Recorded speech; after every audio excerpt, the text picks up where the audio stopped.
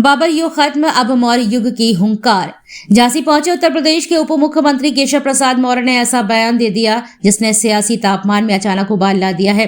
पश्चिम बंगाल में बाबरी मस्जिद के शिलान्यास पर प्रतिक्रिया देते हुए मौर्य ने ममता सरकार और कथित सांप्रदायिक ताकतों पर सीधा वार बोलते हुए कहा कि देश में बाबर युग तो 6 दिसंबर 1992 को ही खत्म हो चुका है और अब वह युग किसी कीमत पर लौटने वाला नहीं है। मौर्य ने यही नहीं रुके, उन्होंने ममता बनर्जी पर आरोप लगाया कि वह सांप्रदायिक ताकतों का हाथ थामकर बंगाल को पीछे ढकेलने में लगी है। मौर्य ने दावा किया, आने वाले चुनाव में ममता सरकार का भी यही अंत होगा। बंगाल में भाजपा नए युग की शुरुआत करेगी। उप मुख्यमंत्री ने कहा कि देश खुद को बाबर युग से मुक्त कर चुका है और इसका सबसे बड़ा प्रतीक अयोध्या में बनने वाला भव्य राम मंदिर है, जो नए भारत का मजबूत संदेश है। मौर्य ने तीखा प्रहार करते हुए कहा कि सांप्रदायिक ताकतें और ममता सरकार दोनों साथ साथ डूबेंगी।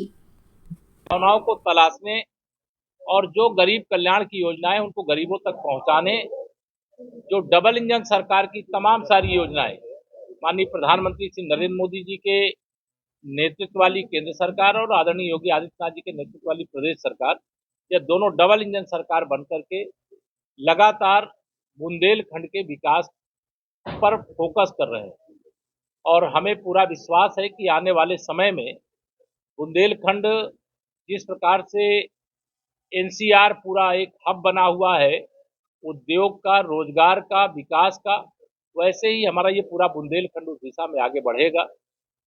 आज इस बात के लिए भी निर्देश दिया गया है कि हम लोग प्रदेश में 3 करोड़ महिलाओं को समूह के साथ जोड़ना चाहते हैं, जिसमें 1 करोड़ महिलाओं को लखपति दीदी बनाना चाहते हैं।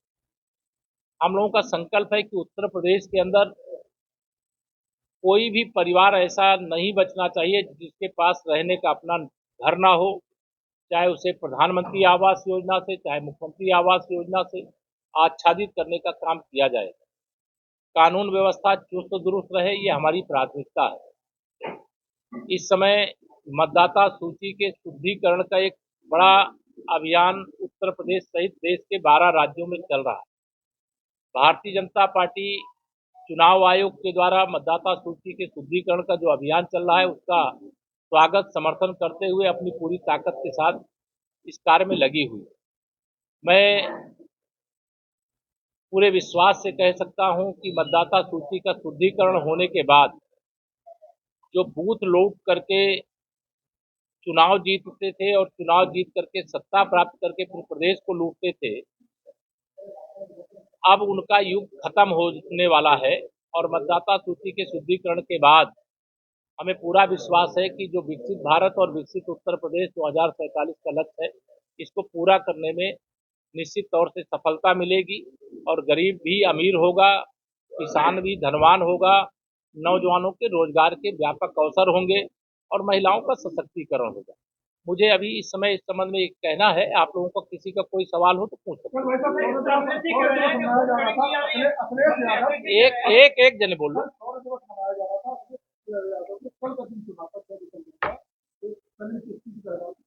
देखिए, श्री अखिलेश यादव जी जब से बिहार चुनाव हार करके आए, उनका मानसिक संतुलन बिगड़ा हुआ। वह लगातार यह मान करके चल रहे थे कि 2024 के लोकसभा चुनाव में जो एक्सीडेंटल रूप से उनको कुछ सीटें भारतीय जनता पार्टी से ज्यादा मिल गई थी, उनको लगने लगा था कि वह उत्तर प्रदेश की सत्ता पर फिर से कब्जा कर लेंगे। मुंगेरी लाल के हसीन सपने देख रहे थे। बिहार में गए थे, उन्होंने वहां भाषण दिया कि अवध में हराए हैं और मगध में हराएंगे, लेकिन बिहार की जनता ने माननीय प्रधानमंत्री मोदी जी के नेतृत्व में, वहां के मुख्यमंत्री श्री नीतीश कुमार जी के नेतृत्व में, भारतीय जनता पार्टी के दोनों जो उप मुख्यमंत्री सम्राट चौधरी जी और विजय सिन्हा जी के नेतृत्व में इतना जबरदस्त समर्थन दिया कि उनकी नींद उड़ी हुई है। उनको यह समझ में आ गया है कि 2047 तक समाजवादी पार्टी के सत्ता तो छोड़िए, विपक्ष में भी बने रहने के लायक उनको समर्थन प्रदेश की जनता देगी कि नहीं देगी। इसके कारण से वो उल्टे सीधे काम लगातार कर रहे हैं, लेकिन समाजवादी पार्टी का भविष्य अंधकारमय है। आप देख लीजिए, बिहार का रिजल्ट जिस दिन से आया है, इसको अन्यथा रूप में नहीं लेना चाहिए, लेकिन जब लोकसभा चुनाव ये जीते तो लाल टोपी वाले और सपा समर्थक जालीदार टोपी वाले चारों तरफ दिखाई देने लगे थे। लेकिन जैसे ही बिहार का रिजल्ट आया, अब लाल टोपी वाले और उनके साथी सब गायब हो गए। तो इससे ये ध्यान में आता है कि अखिलेश जी की जो राजनीति है वो अंत की ओर है, समाजवादी पार्टी का सूर्यास्त होना है। एक एक व्यक्ति सवाल कर लो यार।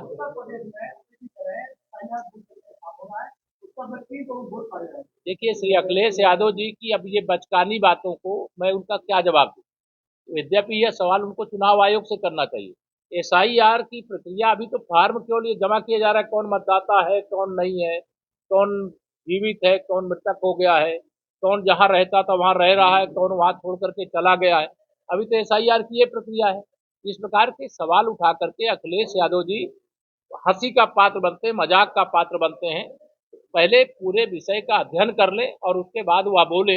हम तो चुनाव आयोग के मतदाता सूची के शुद्धिकरण के अभियान का स्वागत करते हैं और पूरी ताकत से उस पर लगे।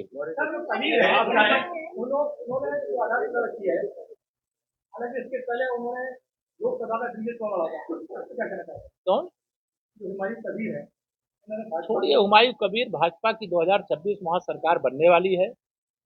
जब बाबर के नाम का या बाबरी के नाम का असली ढांचा अयोध्या से ढह गया तो पश्चिम बंगाल में भाजपा की सरकार 2026 में बनने वाली है।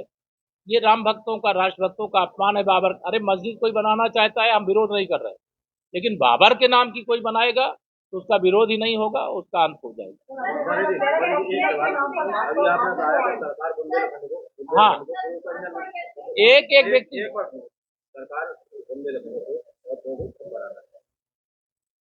लेकिन क्या स्तर से हमारे सांसद ने मतलब उठाया तो है भी मतलब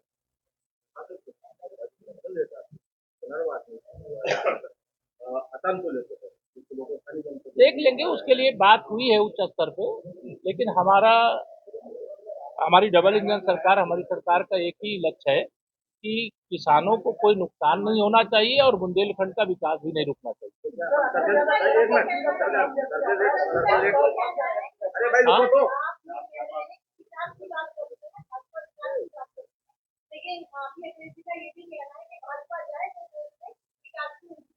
अखिलेश जी, मैंने कहा उनका मानसिक संतुलन बिगड़ा हुआ है, तो इसमें उल्टा सीधा बोलेंगे। विकास क्या होता है 2014 के बाद देश ने देखा है, 2017 के बाद उत्तर प्रदेश ने देखा है और झांसी ने भी देखा है। 2017 के पहले बिजली आती नहीं थी, अब बिजली जाती नहीं है। अंतर ये है। हम यहाँ पे जो देखिए जो सही होगा, किसानों के हित में होगा, बुंदेलखंड के हित में होगा, सरकार उस पर बहुत संतुलित विचार करके निर्णय लेगी। हाँ? हाँ? गैप सिरप के जो दोषी होंगे वो बक्से नहीं जा रहे, सब पकड़े जा रहे हैं और पकड़े जाएंगे।